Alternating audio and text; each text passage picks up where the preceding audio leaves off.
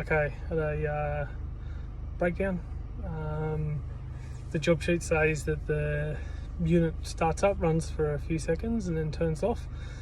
No fault code displaying on the wall controller.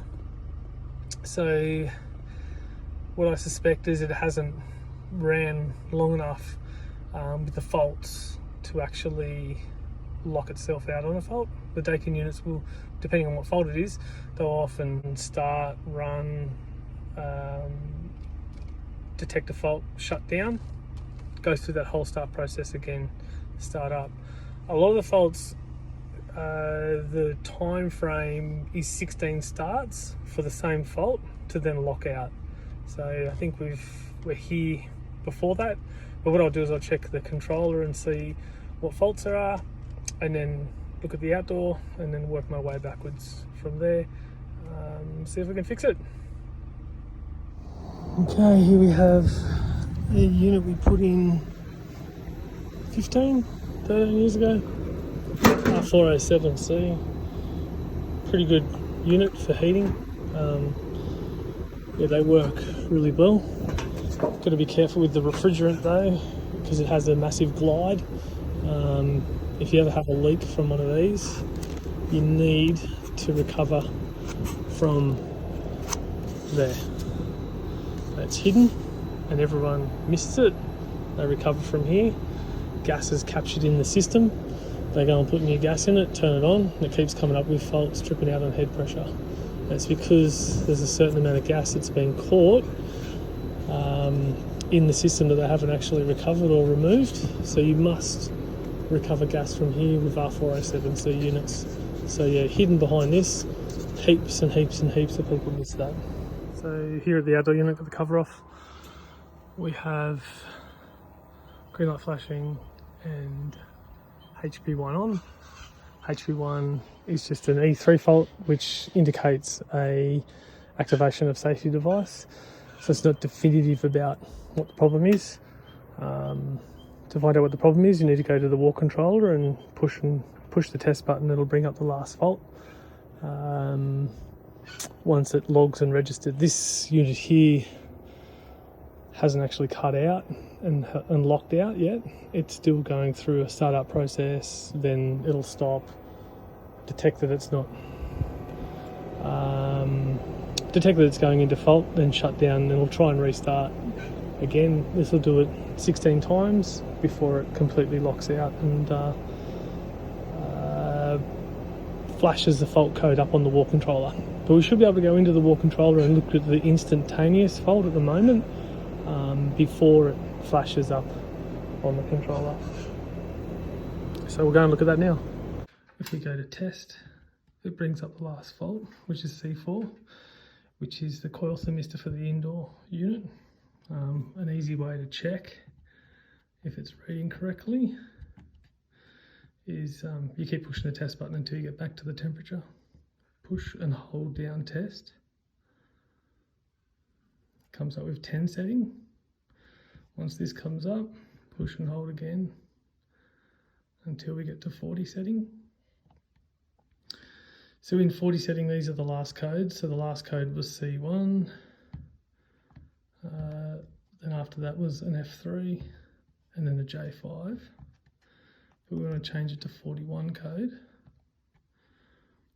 And in 41, 00 is the thermistor here.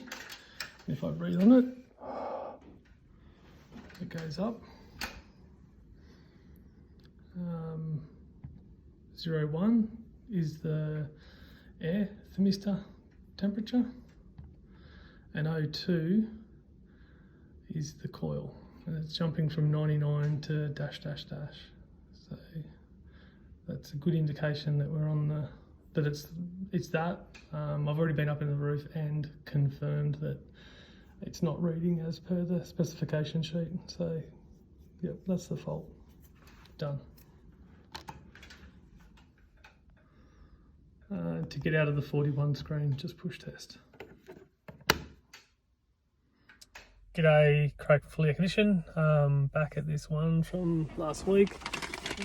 We've got the new Daikin liquid pipe thermistor. That's what the fault was. Yeah, I'm just going to go through and replace that.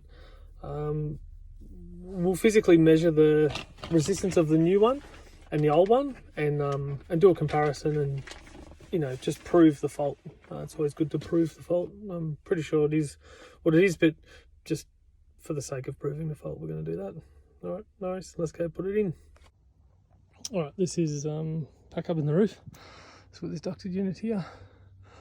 Put in quite some time ago. Indoors mounted on rubbers. Pretty standard what we do. Make a deck so you can actually work on them. So yeah, I'm just gonna pull the back off and replace the coil thermistor, or pull the top off actually, and replace the coil thermistor. Okay, we've got the top off the unit, just unbolts. Here got our coil thermistor, and there it is, just there, connected to the coil. It comes up into the electrical box, and that's it there, plugged into, I think it's X1. So we'll pull that out and we'll measure that. We'll measure the new one and we'll just do a comparison. Alright, we've got 14 degrees there. We're on our thermistor. This is the new one. And when I get a good purchase on there, we've got 31.6 k ohms. When we go to the table and we look up 14 degrees, 14 to 16, somewhere between 32 and 30 for 16. So we're in between these two, so the sensor's spot on. Let's measure the old sensor. Okay, so we're on there. That's the old sensor still connected. We're measuring 5.56 k ohm. 0.56. And it's off the chart, so it doesn't even have a reading for that. It goes up to 58 and it's 0.53. So yep, it's definitely the thermistor is bung. So we'll swap that out now. Okay, new thermistor's plugged in. And cable's a bit longer than before. We just cable tied it to the distributor. New sensors in down there. There he is.